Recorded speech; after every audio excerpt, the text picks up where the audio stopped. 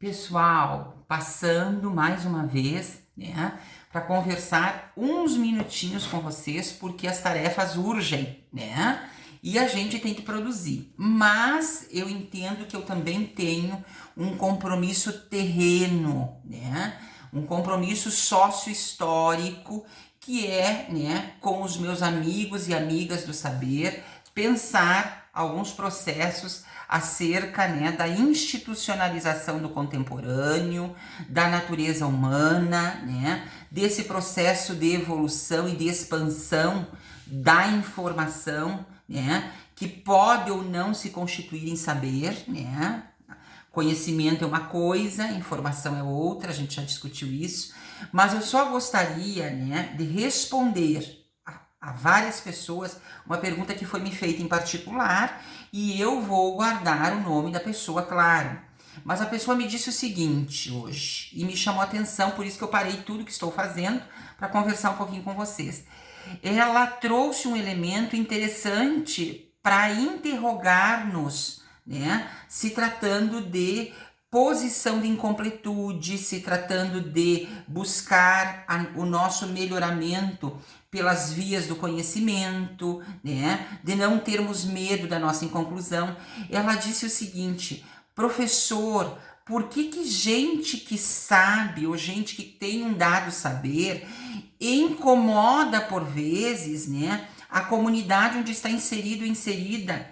A impressão, ela disse, que eu tenho por vezes, né, é que o meu saber, né, gera náusea, né, junto àquele grupo no qual eu estou inserido, junto às feituras que eu tenho como agente, né, ativo ou ativa na comunidade. Em resumo, o conhecimento parece incomodar, e eu disse para ela algo que vou compartilhar com vocês, porque entendo que é pertinente. O conhecimento, né, não só incomoda os outros, como também nos incomoda. Uma vez detentor do saber, ou de dado saber, né, não do saber supremo, porque não há como e não teria graça se nós fôssemos, né, alguém pronto e acabado, né? Então essa incompletude é algo maravilhoso. Mas uma vez detentor do saber, você sai de uma zona que nós chamamos de zona de alienação. Ou seja, você consegue ver nas entrelinhas coisas que passam a ser óbvias para você e que parecem ser extremamente profundas para outras demandas de pares humanos, né? E isso começa a gerar uma náusea em você, já começa por aí, né? Você começa a se sentir incomodado porque você enxerga a trapaça, você enxerga, né, o discurso superficial, você enxerga, né, a relação parasitária, você enxerga a relação colonizadora do dominante, né? Mas você não pode dizer. Você não pode dizer porque há uma zona de alienação que está prescrita historicamente. E se você disser o elemento, né, do saber e colocar ele à baila, né, você desconstrói, né, um processo que historicamente vem sendo instituído e pode ainda ser visto pelo sujeito alienado como alguém atrevido ou atrevida porque está descortinando, né, algo que sacramentalmente vinha sendo instituído. Então, começamos com mal-estar em nós mesmos, né? O conhecimento gera um sistema de desconforto naquele que sabe, né? Porque ele começa a ter uma amplitude de olhar, né? Então, para ficar esclarecido. Segundo, é óbvio que ele vai incomodar, né, as estruturas solidificadas de maneira secular, né? Há rituais sacramentados que quem domina o conhecimento que antes era piramidal, né? Você sabe melhor do que eu, quem domina história da educação, que o conhecimento sempre foi piramidal. A nós, e eu me incluo junto, né? A cultura de minoria era dado o saber operativo, o saber da técnica. Não o saber epistemológico, o saber do entendimento das coisas. Nós éramos praticamente treinados. Nós vivíamos de uma educação instrucional, né? Eu vivi uma educação instrucional no processo de escolarização inicial. Ela era instrucional, né? Os programas de formação de professores numa dada década, eles eram tecnicistas para que a gente soubesse fazer. A ideia não era pensar sobre, né? A ideia era mexer com EVA, mexer com TNT, cortar litrão, e não estou dizendo que a gente não pode fazer isso, mas na lojinha ali tem bem barato, né? E vem tudo bem prontinho. Eu quero ver pensar. Pensar custa, né? Pensar custa bastante, né? É muito fácil a gente criticar de maneira operativa. Eu quero ver você ser epistemológico, ou epistemológica, né? Então, o que eu disse pra menina? É óbvio que você vai incomodar. Porque no momento em que o outro entende que você tem um saber e que mesmo que você queira compartilhar com ele, ele se sente em ameaça porque daqui a pouco ele está instituído num lugar ou em dado espaço, não por meritocracia ou por competência. Ele está instituído em dado espaço por elementos de arranjo que não me cabem comentar, né? Ou vocês acham que eu tenho livre trânsito e que todos me amam? Não, gente, né?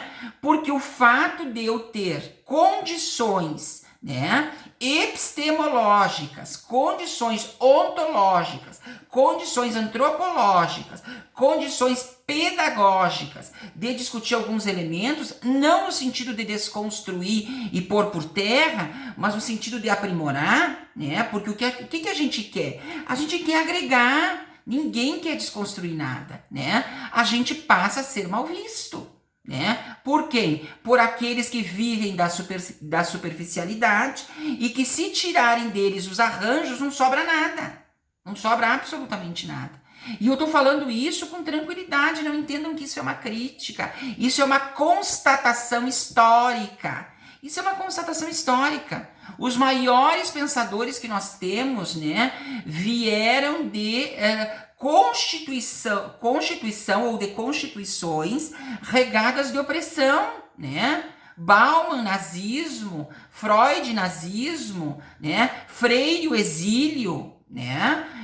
E vários outros que nós podíamos citar aqui. A perseguição que o professor Brandão sofreu, né? Então, assim, todos os pensadores que trazem uma ideia, né, de uma nova possibilidade de pensar as coisas, não de desconstruir, né, mas no sentido de aprimorar, porque todo mundo diz que quer o melhor, né, que quer oferecer qualidade no processo educativo, né? Só que no momento que você tá para agregar, você sobra.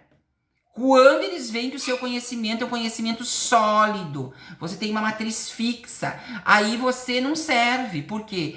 Porque o discurso de construir na educação é só um discurso, nada mais que isso, nada mais, nada menos que isso. Ele é apenas um discurso. E não é crítica isso é constatação histórica, né? Isso é na educação, isso é na saúde, né? Quem já não ouviu o discurso, vamos investir na educação para que a educação, né, transforme a sociedade? E eu já disse e repito, eu não tenho poder de transformar a sociedade. Não posso, como educador que sou, puxar uma espada e dizer pelos poderes de Grayskull, porque a sociedade criou a escola. Se a sociedade criou a escola está submetida a um regime de verdades que é ideológico, que é político, que tem uma corrente pedagógica por trás e que tem uma ideia de qualidade que passa longe de um conhecimento sólido. Passa longe. Você começou a falar demais no sentido de aprimorar processo, isso dá trabalho. Vamos fazer coisa para burguês ver, só isto. Né? Então eu parei o meu trabalho aqui para dizer para vocês o seguinte: se tranquilizem, porque é assim que funciona, né? Os pensadores que querem colaborar, né, não de maneira superficial, né, não quebrando tudo, né, não fazendo uma mudança radical e barulhenta, né, eles são vistos, né, não com bons olhos. Por quê? Porque eles têm um saber que, mesmo querendo compartilhar, desacomoda uma estrutura de doutores e senhores e senhoras, né, que vieram daquela constituição piramidal de educação. né? Onde eu tinha, na época, um conhecimento só instrucional. A mim não era dado o direito de um conhecimento epistemológico, de um conhecimento científico. Eu nem sabia o que era senso comum e conhecimento científico, porque não era dado a nós essa oportunidade, né? Tinha esse saber quem estava no topo da pirâmide. Agora vocês imaginem a expansão do conhecimento e quem foi chamado de doutor há 40 anos, quem era o senhor, né? Há 30 anos vai ter que compartilhar com o filho da empregada um saber científico. É claro que isso incomoda. Isso não é nem uma questão, né? É uma questão estrutural. E a gente tem que se acostumar com isso. E ter clareza que quanto mais nauseante você for, né, mais no caminho certo você está. Mais no caminho certo você está. Quanto mais nauseante você for se tratando de desalienar a estrutura posta, mais interessante você é. Porque você começa a gerar opinião, né? A ser alguém que não só repete, né? Porque a gente vinha de uma ideia de só repetir, né? Ou de uma ideia de que era feio perguntar. Deus o livre perguntar. Se a gente perguntasse, a gente era tolo, a gente era idiota, né? A gente não entendia a matéria. Hoje, pergunta, a gente trata, olha só, na ciência pedagógica, como curiosidade científica e epistemológica. É fantástico perguntar, né?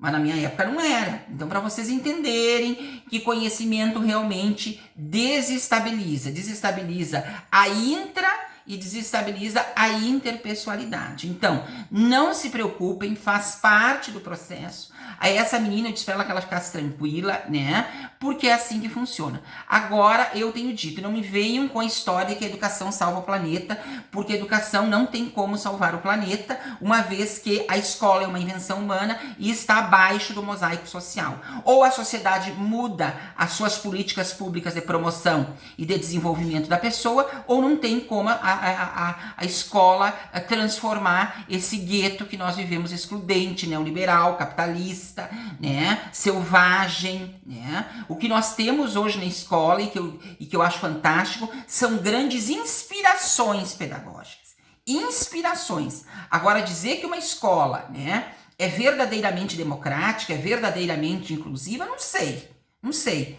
Porque ela nasceu e nasce de uma ideia pós-moderna, neoliberal e capitalista, né? Ela consegue dar conta de se manter imunizada dentro de um contexto social na qual ela foi parida?